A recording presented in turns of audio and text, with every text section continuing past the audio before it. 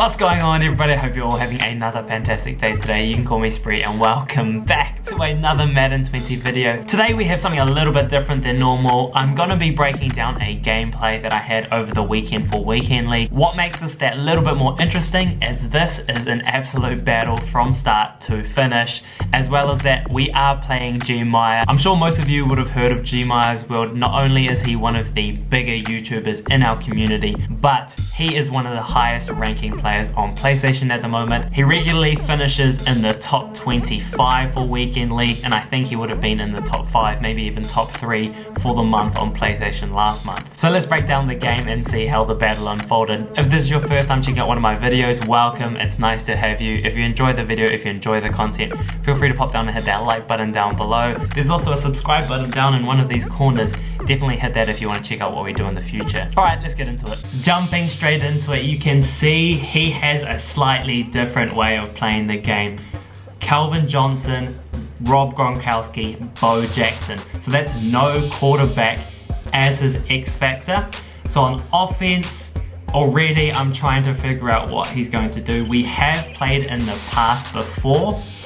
We played in house rules. He gave me an absolute smacking. Starting off on defense, all I'm trying to think about are the streaks. I don't want to give up any streaks, and straight away we give up a big run. We get juked a couple of times. We get a nice little shoelace tackle towards the end to prevent the touchdown. But straight away, I'm thinking he is definitely going to be a runner. I'm really worried about the streaks, but I have to be able to stop the run if we are actually going to have a chance to win this game. So I changed my formation. I'm going to nickel 3-3-5 wide. It's definitely become a very popular formation for stopping the run. You can spy your safeties, making sure that they're running towards the line of scrimmage. At this point in time, all I'm trying to do is trying to keep him off the edges, keep him inside my edge rushes, so we can contain him as best as possible. It definitely looks like he is a runner, so that's something I'm going to have to be keeping an eye out moving forward. In the end, we get a good stop on third down and we end up holding him to 3. Good start on our end. I can definitely not complain with that. Now I have Moss activated, so obviously I'm going to throw it up to him to start the game. The way I like to throw Moss, I like to ID the edge rusher, try to get a cut block and then roll out and throw it up to Moss. Right now I'm trying to block an extra guy, but his guys come through and we throw it off the back foot and we throw a pick to start. So not only did we give up points to start this game, we decided to throw it straight back to him so he can get the ball back. And he's already in field goal position, so that's not what we want to be doing. Starting off this next drive, he's straight back into the running formation, so it's something I definitely need to keep an eye on. And we get a big fumble, the click off with Calvin Johnson.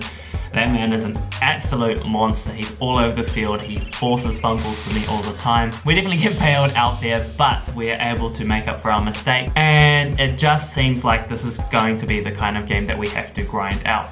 So I'm going to turn to my run game and try to get something moving on the ground. And yeah, we don't really get anywhere there. At this point, I still have no idea what kind of defense is running. Is he sending a lot of people? Is he contained blitzing? Is he manning people up? Is he playing zone? What's his user like? It's really important to start games to try and be able to figure out what your opponent's doing. So right here, we're trying to get him moving a little bit. We get out of the pocket and we throw a little corner route that gets us upfield 25 yards. That was a tight window throw. We ran into our running back and we nearly got sacked, but we're past midfield, so that is a good way to get us started. Very next play, we nearly looked like we were going to break one there. He gets a perfectly timed block shed and we don't go anywhere. That's a small gain of 2. I like this setup for a cover 2 better, so let's see if we get sacked. We 100% do. I have a very bad habit of not cancelling the play action there, and that absolutely destroys the timing. Now it's 3rd and 21, he's sending a lot of people, we're able to check it down. Nice little pass there to our running back. The Texas route is really useful. I like it as a check down that gets up the field quite easily. We're able to get a solid gain there. 4th and 9. We're going to test his user a little bit. We have the in route to Moss. We've also got the corner over the top if he's playing some kind of a cover 2, and we get our in route nice and open right there. We're moving down towards the red zone. That's going to be the end of the first quarter. We're still battling, we're still moving our way down the field. We just have to keep trying to run the ball. As you can see right there, we lose another yard. Now, second 11, we thought we'd try something a little bit different. We get to the outside, we try for the spin, and we get absolutely rocked by Jalen Ramsey right there. Right here, you can see me switching my formations. I'm trying to get my running back to full stamina. Slowly changing colors, but I realize that I'm not going to get it in time without wasting a timeout. So we sub in Barry Sanders. Barry should be able to do the job for a down or 2. Back to the run game, we did a good job right there. We get absolutely popped, but important to note, had that been Bo Jackson, that very well could have been a fumble. He was on low stamina, a big hit from a big hitter that could have forced that ball loose.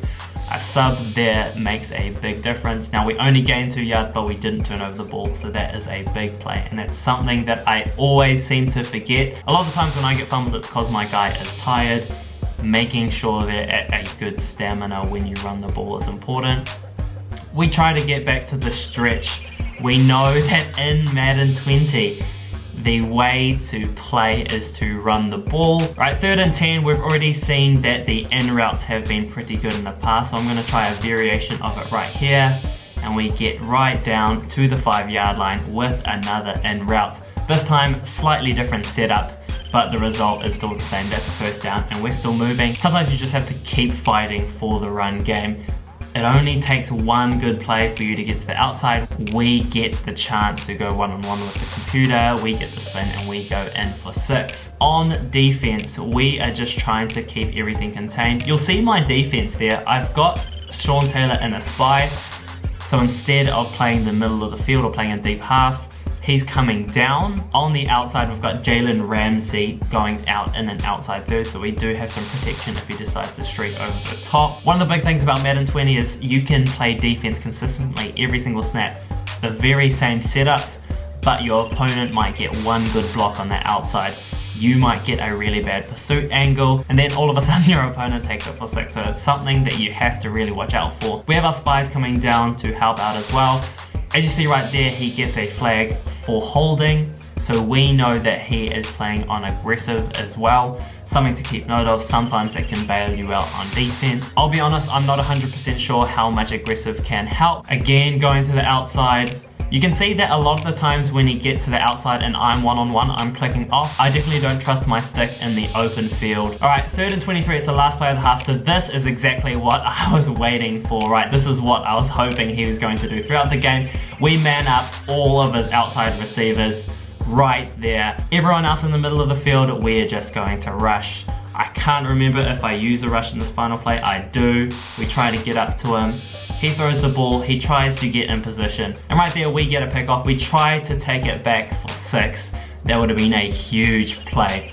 But in the end, we have to take it to half. In the second half, we're trying to get back to the run game. We're trying to get the ball moving, stay on the ground, see if we can get anywhere, but his defense is all around the ball.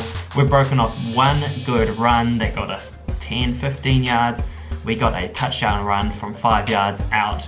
The rest have been either losses or very small gains. Now we've got a motion post, so Julio Jones is going to come across the field. He sends a lot of guys right there. We have the post right on the cut. He bit down on the hitch. We had the pass, but as always, I always wait for it to develop and come back across the field. I was not expecting the heat, and we end up having to punt the ball. On defense, I seem to forget my setup. So right here, it looks like the exact same defense. Now the difference between this one is when I'm running my defense originally, I'm pinching my defense so everything comes up. My front 7 get pinched inwards. What I'm doing right here is I'm pressing first, so that brings all my guys down to the line, and the alignment of all my players is just that little bit different. And what you can see over these first 2 plays is actually me not being able to contain the run as well as I have been in the past. He's able to get to the outside with his running back, and we are really lucky that he doesn't break it off for 6. 3rd and 7, he is continuing to run the ball. Now he's in field goal range, so I fully expect him to just try to run the ball he might as well take his 3 if he gets the chance. It's 4th and 2, but it is weekend league. Every win counts, every point counts. Take your 3 when you have them. Starting off this next drive, I decide to mix it up a little bit. I think he's fairly comfortable with defending what I've been trying to do so far, so I want to try at least make things a little bit more difficult for him. 1st and 10. We're happy to just go to the flat. 2nd and 6, we know he's sending a lot of people, so we're trying to get this chop block on the outside. You can see me IDing his outside receiver. I'm trying to look for in routes and flats, just trying to see if he's doing deep coverage or he's playing very, very aggressive. He's playing aggressive. We get a nice little in route there, and that's actually going to get us up to nearly midway. We're continuing to be aggressive here. We're trying to get our cut blocks. We're trying to get some posts open. He gets Jadeveon Clowney coming straight through. Let me just go back and check that right now. I've just gone back to quickly check that in the replay, and my O-lineman just dumbed out. He went to double team the inside edge rusher, left Clowney wide open. He came in for a free sack. And that's not what we want to see. It's 3rd and 19. I'm not sure if he's sending a lot of pressure. He is. We get the cut block and we get the in route. He over pursues. You'll see a lot of people playing this defense online. The send 7, hover over the middle. I like to get a lot of these really short passes, so hitches and flats, with one slightly deeper route, so an in or a hitch. We try for the swerve there, but we get a bad animation. We don't get anything there. We roll out to the outside on this next play. I try to go down and we fumble, but we recover. Randy Moss coming up clutch. 3rd and 6. All I want to do is stay in field goal range. A loss of 3 or 4 yards is okay. We have enough kick power to hit this kick. So right now I'm playing it safe. We're gonna go for the trusty inside zone, see if we can break it. In my head, we're going to take it to the 2-minute warning. We're going to kick the field goal and we're going to go up 4. That's going to mean he's going to need to get a touchdown to win the game. Now, he is probably coming out for his final drive of the game, and I kind of expected him to come out in something a little bit different, but straight back to the run game. Oh, as he jukes us and he gets a stiff arm. Ooh, that wasn't such good run defense. Right there, he's nearly up to the halfway mark.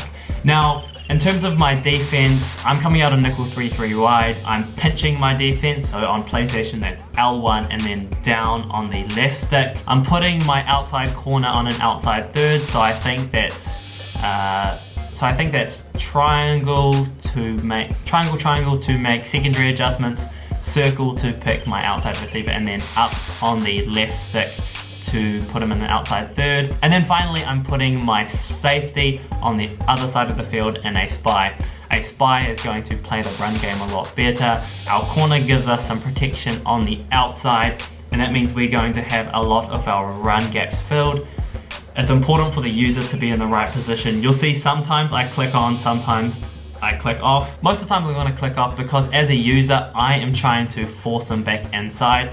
So even if he spins me out, I'm hoping that there are people on the inside to clean up after me. Now there's 36 seconds in the game. He's almost in field goal range, but that doesn't matter.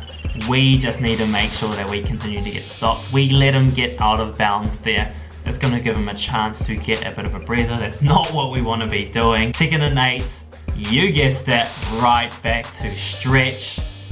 And he gets a holding, a really poorly timed holding. Now, for me right there, yardage is more important than downs.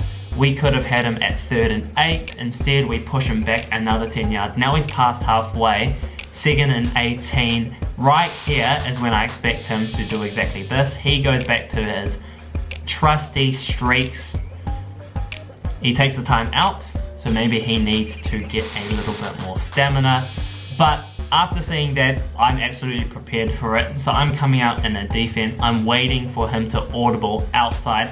We have 2 tall safeties. We've got 6'5" Calvin Johnson, 6'1" Sean Taylor. I've got Calvin Johnson manned up with 2 people, plus Calvin on one side. And with Gronk, we've got 1 guy manned up. Right there, we get the pick. But the game is definitely not over.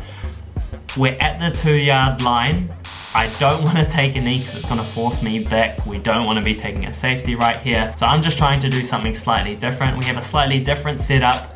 We get back to the 2-yard line, but he has to use a timeout. So I'm pretty happy with that. In other Maddens, a QB sneak would be a great opportunity to do something here. He nearly shoots through that gap, but he gets caught up on his D lineman.